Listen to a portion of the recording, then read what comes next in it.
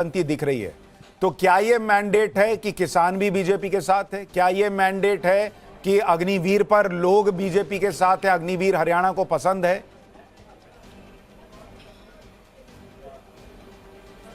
देखिए, सच बात तो यह कि पूरा हरियाणा नहीं, पूरा देश मोदी जी के खिलाफ है। पहले मोदी जी के नाम से जीते थे। मोदी जी आपने खुद देखा चुनाव में कम गए हैं, झारखंड गए, गुजरात गए, अमेरिका गए, नहीं तो गली गली हनुमान का गदा लेके कौंसलर के चुनाव में भी घूमते थे। पता इनको भी था क्या मार रहे हैं, पर ये क्या खेल हो रहा है समझ से बाहर है। क्योंकि बैलेट पेपर में बड़े 70 तक 72 तक हम पहुंच गए थे, ईवीएम खुलती फिर हम गिरते चले गए।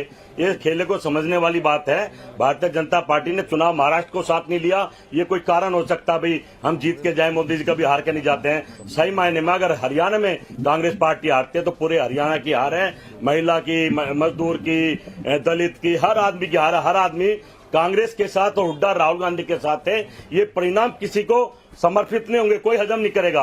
अभी मैं सुबह से मीडिया में हूं, हर आदमी पहले ही बधाई दे रहा था, 4 दिन पहले तो बीजेपी वाले भी बधाई दे रहे थे। अचानक इस तरह के परिणाम जैसे ईवीएम खुली है आ रहे हैं। सोच और समझने वाली बात है। ये 10 साल में चल क्या रहा है देश में कि लोकतंत्र का हत्या हो रही है, सरेआमी हो रही है। मैं कह रहा हूं 70 से ज्यादा कांग्रेस की सीट होनी चाहिए और यहाँ बिल्कुल गिरते जा रहे हैं। और बैलेट पेपर में हम 70 भी पार कर रहे थे। सवाल बहुत बड़ा है, इस पर सोचना समझना पड़ेगा।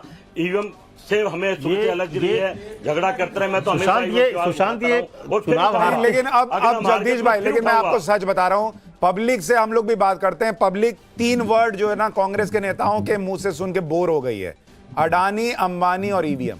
ये 3 सुन के लोग पक गए सर। ये छोड़ दीजिए इसको। हाँ, मैंने चुनाव जहां जीतेंगे वहां पर आपका ईवीएम अभी आप कश्मीर में आपका गठबंधन 48 है, इस बात को समझ लीजिए आप। नहीं जगदीश भाई, कश्मीर में आपका गठबंधन 48 है, तो वहां लोकतंत्र की हत्या नहीं हो रही है। तो लोकतंत्र ईवीएम की जीत है, लोकतंत्र की हार है। अरे पर सर ईवीएम कश्मीर में ठीक काम कर रहा है, हरियाणा में गड़बड़ हो गया सर। अखिलेश जी ने कहा, जगदीश जी ईवीएम कश्मीर में ठीक है, वहां आपकी 47 सीटें हैं। ये तो खेला करिए। कश्मीर में बीजेपी है कहाँ? कश्मीर में बीजेपी है कहाँ? अरे बात तो जब ईवीएम सेट करना रहेगा तो कहीं भी करेंगे भाई। और ये क्या बात है? देखिए जगदीश भाई, ऐसा नहीं होता है ना कि आप अपनी सुविधा से सही तय करें। गीत गा रहे थे कांग्रेस के, बहुमत का आंकड़ा पार कर लिया, अचानक क्या हो गया?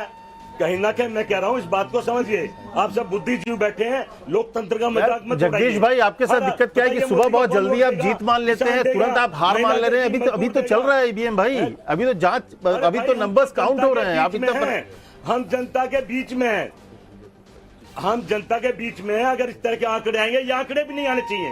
ये भजम ही नहीं है किसी को भी। आप बात करिए बाहर जाके, गोदी मीडिया के अलावा किसी से पूछिए, यहाँ सारी मीडिया खड़ी है, सबके मुंह उतरे हुए, ये हुआ क्या? भाई कहीं ना कहीं आप इसको मजाक में मत लीजिए। ये लोकतंत्र की हत्या है। मोदी जी को कोई पसंद नहीं कर रहा है। मोदी जी खुद चुनाव में नहीं जा रहे थे, आरएसएस ने क्या दिया, आपका चेहरा अच्छा नहीं, पीछे हो जाइए। पर फिर मोदी जी जीत रहे हैं, भारतीय जनता पार्टी जीत रही है, तो कैसे जीत रही है? सवाल ये है। आप इसको हंस ले, कैसे ले ले, मजाक में ले ले, पर देश के प्रति आपकी भी जिम्मेदारी होनी चाहिए। ऐसा चल नहीं रहा है। मोदी की गारंटी कहां डीजल पेट्रोल कम होगा, कहां 2 करोड़ नौकरी दे रही, महिला बेटी रोज इज्जत उल्टी जा रही है, पहलवान बेटों के साथ अत्याचार हो रहा है। इस पर आप बताइए ना, कहां मोदी की गारंटी काम कर रही है? ठीक है जगदीश भाई, ईवीएम खराब है, अब इससे ज्यादा क्या बोले? ठीक है, रहने दीजिए, खत्म हो गया मामला। एक लाइन में ईवीएम खराब है, जीतेंगे तो भी ईवीएम हटाएंगे। मैं ये कहना चाहता हूँ, ईवीएम वाकई खराब है। हाँ, तो ईवीएम खराब है, अब हो गया खत्म। इसमें कहानी खत्म हो गई, फिर आपसे कुछ पूछने को ही नहीं बचा। 60 पे नीचे जा रहे हैं। फिनिश, टाटा, खत्म, बाय बाय, हो गया, ईवीएम खत्म। मेरे से पहले मोदी जी शोर मचा रहे थे। अरे सर, अगर मोदी जी ने कब बोला ईवीएम खराब है, बताइए मुझे। नाम देकर ठप्पा। अरे सर क्या बात कर रहे हैं? ठीक है, छोड़िए, अब मैं क्या बोलूं सर, मैं क्या बोलूं? हर बार इलेक्शन के बाद यही माथा पिच्ची, यही लड़ाई। सच मायने में जगदीश भाई, मैं क्या बोलूं सर, मेरे पास कुछ नहीं है शब्द। अब बार बार फैक्ट्स और फिगर्स रख के हम लोग भी थक गए, लोग क्यों वोट दें? थक गए। अब नहीं होता है सर, जाने दीजिए, छोड़िए। बताइए ना, क्या आप खुद देखिए ना, कुमारी शैलजा हंस रही हैं। में बैठ गया मजदूर, क्या फुटपाथ? एक बार अनिल विज कुछ कह रहे हैं, वो सुनिए, क्या बोलूं? छोड़िए तो कुमारी शैलजा जी हंसेंगे। कांग्रेस को हरियाणा की जनता अच्छी तरह सबक सिखाती नजर आ रही है। ये सवेरे सवेरे इन्होंने झूठ की दुकान खोली थी और वहाँ से नकली पानी, नकली बिस्कुट निकल रहे थे और नकली जलेबियाँ निकल रही थी। तो अब वो जो नकली चीज़ होती है, अगर किसी को नकली जूता पहना दो तो घर जाते जाते वो फट जाता है। अब वो फट चुका है और अब असलियत सामने आ गई है। और आप देखेंगे कि शाम तक जैसे जैसे राउंड बढ़ते जाएंगे वैसे वैसे पर ये गैप और बढ़ता चला जाएगा। सर, पर कांग्रेस ने तो ऑलरेडी सेलिब्रेशन शुरू करे हुए थे। अब आगे वो वही सेलिब्रेट कर रहे थे जो कांग्रेस के अंदर भी चाहते थे हुड्डा हारे। बहुत सारे लोग थे, मैंने शक्लें जानता हूं मैं उनकी, मैंने देखा उनको, वही पटाखे बजा रहे थे कि हुड्डा हार रहा, हुड्डा हार रहा, हुड्डा हार रहा।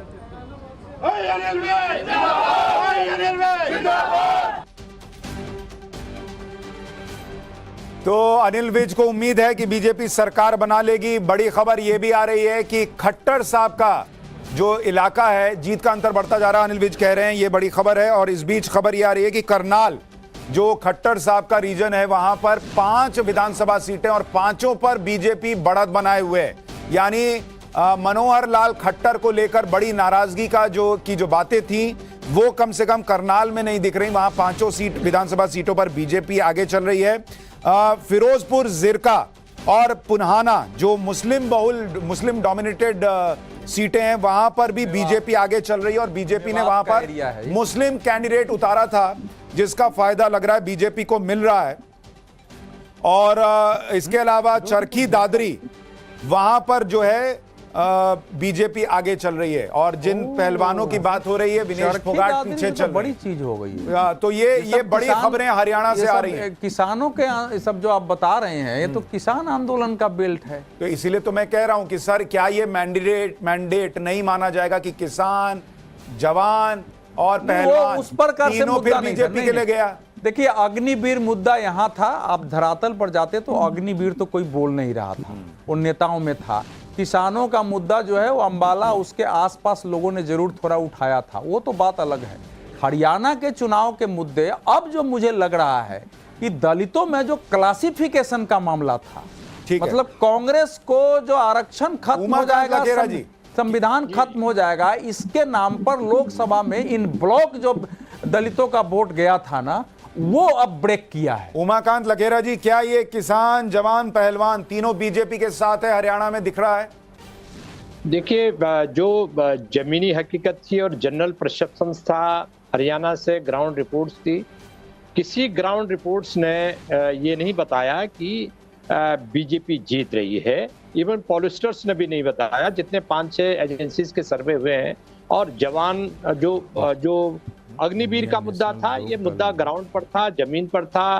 5-6 जिले हैं हरियाणा के जहां पर अग्नि सेना में भर्तियां होती हैं। झज्जर हुआ, महेंद्रगढ़ हुआ, कई जिले हैं 5-6। तो कहानी ये है कि ये मुद्दा था वहां पर। और रेवाड़ी में तो मोदी जी ने जब पताका पहनाई थी 2013 में, तो 14 में, तो वहाँ उन्होंने ये बड़ी भारी रैली पूर्व सैनिकों की हुई थी। तो ये बड़ा मुद्दा था वहाँ पर। और अभी भी मैं ये कह रहा हूँ कि किसानों में नाराजगी थी। 700 से ज्यादा किसान मरे, आंदोलन के दौरान मरे, बीमारी से या तो जो भी कारण हुए, दुर्घटना से। तो मैं ये कह रहा हूं, देखिए भाई जो नाराजगी हो वो तो कम से कम आंकड़ों में नहीं दिख रही। डोडा में आम आदमी पार्टी आगे, जम्मू कश्मीर में नवमान शर्मा आपके लिए खुशखबरी लेकर आया हूं। जम्मू कश्मीर में डोडा में आम आदमी पार्टी आगे हो गई है। पूरे अभी इन दोनों जगहों पर रुझानों में पहली बार आम आदमी पार्टी के आगे होने की खबर है। बहुत महत्वपूर्ण हरियाणा के लिए। 1 मिनट आ रहा हूं। नवमान शर्मा थोड़ा सा मुस्कुराइए भाई, खाता खुल रहा है। मैं आपको यही बोल रहा हूँ कि अभी हमें इंतजार करने की जरूरत है। हमें पूरी उम्मीद है कि दोनों जगह आम आदमी पार्टी जो है विधानसभाओं में एंटर करेगी। इसके साथ ही हम देश की 6 विधानसभाओं में हमारे प्रतिनिधि होंगे। हमें पूरी उम्मीद है। देखिए, हम बहुत ऑर्गेनिक पार्टी है, ना हमारे पास पैसा है, ना हमारे पास रिसोर्सेज है, हमारे पास तो सिर्फ लोगों की ताकत है। हमने तो हरियाणा पे रिक्शों पे प्रचार किया है। हमारे पास कार्यकर्ताओं को खिलाने के लिए हमारे पास साधन नहीं थे। अच्छी बात आपकी ये लग रही है और लगती भी है कि आप लोग कम से कम ईवीएम का रोना नहीं रोते। जो हो रहा है ठीक है, ऊपर नीचे देखेंगे, क्या करना है नहीं करना है, गलती हो गई, अच्छा हो गया, वो देखेंगे। हर बार जो है वो ईवीएम को गाली देना, वो वाला काम आप नहीं करते हैं। ये कम से कम मैं इसको अप्रिशिएट करता हूँ, इसको मानता हूँ। 10 साल से देखता अमित कुछ कह रहे हैं। अमित एक मिनट गौरव, कांग्रेस में कोई नाराजगी नहीं, कांग्रेस एक मत है और कांग्रेस सरकार कितने सीटें होते हुए देख रहे हैं। चलिए, तो ये भूपेंद्र सिंह हुड्डा जी जो हमारे साथ मौजूद थे, हरियाणा के पूर्व मुख्यमंत्री। और आपको मैं तस्वीर यहाँ पर दिखा दूं, इस वक्त जो है वो उनके इलेक्शन ऑफिस में इस वक्त हजारों की संख्या में उनके समर्थक जो है वो तस्वीरों में इस वक्त आपको नजर आ रहे होंगे। होंगे। और ये साफ दिखाता है कि अभी कांग्रेस जो है वो पूरी तरह से उम्मीद लगा के बैठी, क्योंकि अभी जो रुझान है वो अभी कई ईवीएम बॉक्स खुलना बाकी है। और ऐसे में भूपेंद्र सिंह हुड्डा का साफ साफ दावा है कि हरियाणा में कांग्रेस की ही सरकार बनने जा रही है। वीडियो नामी के साथ गौरव श्रीवास्तव, टाइम्स नाउ भारत, रोहतक। उम्मीद का दामन अभी कांग्रेस ने नहीं छोड़ा है और छोड़ना भी नहीं चाहिए, क्योंकि अभी भी फाइनल रिजल्ट नहीं आया है। रुझानों में बीजेपी 53 और कांग्रेस 32 पर दिख रही है। जम्मू कश्मीर में हालांकि नेशनल कॉन्फ्रेंस अभी 47 और बीजेपी 28 पर, पीडीपी 4, अन्य 11, लेकिन ऊपर नीचे हो रहा है। हरियाणा का एक महत्वपूर्ण ट्रेंड उसका राष्ट्रीय महत्व है। अभी तक ये था कि मुसलमान वन साइडेड कांग्रेस को वोट दे रहे हैं। नूह में आईएनएलडी का मुस्लिम कैंडिडेट कांग्रेस के समानांतर 15,500